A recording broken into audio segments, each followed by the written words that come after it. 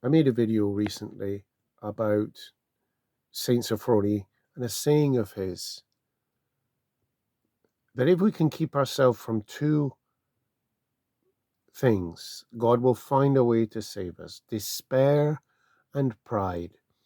And we commented on how these things are actually interlinked. It takes a certain pride to fall into despair. If we were truly humble, humility attracts God's grace. God works with zeros and puts ones in front of them, as it were, Father Zachariah of Essex says. True humility is a great grace from God that softens the heart. It's very different to demonic despair. In this video, I want to tackle, how do we tackle demonic despair in our own life? How do I tackle it? How do I go about confronting it in my day-to-day? I'd say first thing off the bat, I believe heavily in the power of confession. I believe absolutely in the power of confession. And I have since the very earliest days of being a Christian, whether as a Roman Catholic or as an Orthodox. It's an undeniable grace. The other week I was down in the Essex Monastery and I had to wait to get confession. I didn't know how long I'd be waiting, and neither did the people that I was beside. And I sat moaning on to this woman I had just met there from abroad, from Europe. And I was moaning on about the state of the church, about the lack of fervour, about this and that,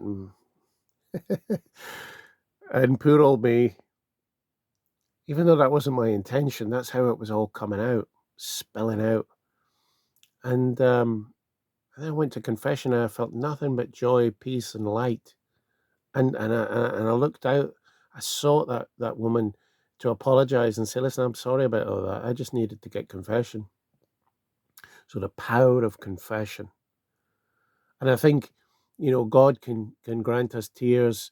God can grant us as forgiveness. Of course, God can do whatever he wants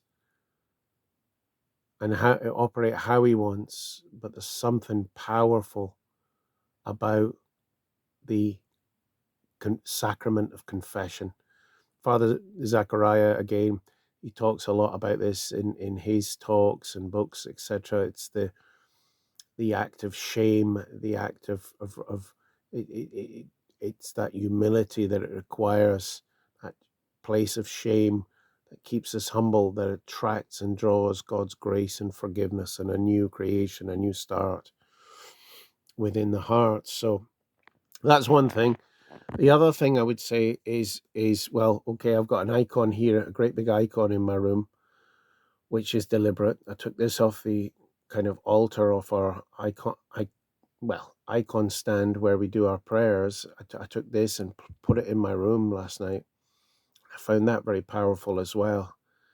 I just did. The other thing, the Psalter. So we have found that sometimes if there's a weird atmosphere, if a weird vibe between myself and my wife, or bickering, whatever, I don't know, or uh, uh, yeah, even if there's weird thoughts going on and just a lack of peace in general, then this say some of the Psalms, get reading the Psalms, get chanting the Psalms. Let's have a look and see what Venerable Bede says about this. Beautiful. If any oppressive sorrow has come upon you, we live in an age of oppressive sorrow, folks, don't we? Either by an injury brought on by others, or by a besetting fault, or by an overwhelming domestic loss. If you grieve for any reason at all, do not murmur against one another or place the blame on God, but rather, he says, pray with psalms to the Lord, lest the sadness of the world, which is death, swallow you up. The sadness of the world, which is death, swallow you up. Drive the destructive sickness of grief from your heart by the frequent sweetness of the Psalms. Drive the destructive sickness of grief from your heart by the frequent sweetness of the Psalms.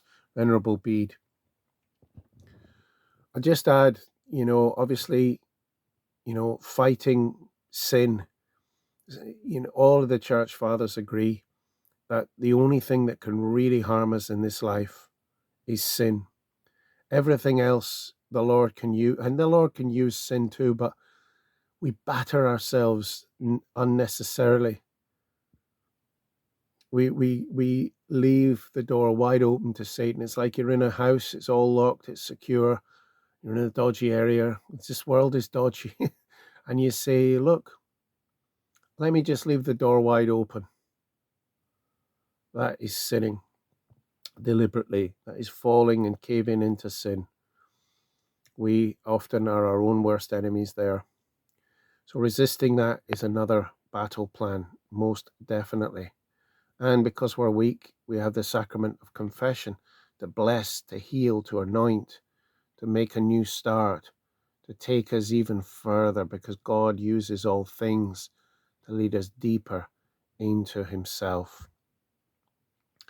Devotion to our Blessed Mother Mary, massively important for chastity, for humility, because she is the great Mother of God, the Mother of the Church, the Mother of Christians, the great fragrance and ambience of holiness can be turned to again and again. And how does one overcome the sadness that is in the world, the despair, the anxiety in the world? Not through demonic pride, not through the big I am, as it were, bigging ourselves up in the mirror or down the gym or whatnot, but rather we need consolation in our life. I got that from my recent stay at the monastery. I think it's Father Zachariah that says it in one of his books. He said, we need consolation. Without consolation, we're goners. We need consolation. It's where we seek that consolation. If folk don't get the divine consolation, this is where the power of the liturgy, the divine liturgy, the divine Orthodox worship is of the heart, as I said in a previous video. It's heart-based, it's beautiful, it's ornate, it's ancient. It draws you truly in to heartfelt adoration and worship. It's not just some cerebral, hard, cold ritual. It is life-giving. It is consoling. And for the monastics and those who serve in the church and for those who frequently attend liturgy, it becomes the very heartbeat of their lives, the rhythm of their lives, the consolation that keeps them going. Because if we don't have that consolation, we'll seek it in the exterior things at the sense gates, which all too often just leads to ruin and dirt and regret. Forgive me, I hope that's some useful thoughts there from a struggler in my own bunk, as it were. Pray for me. Adios.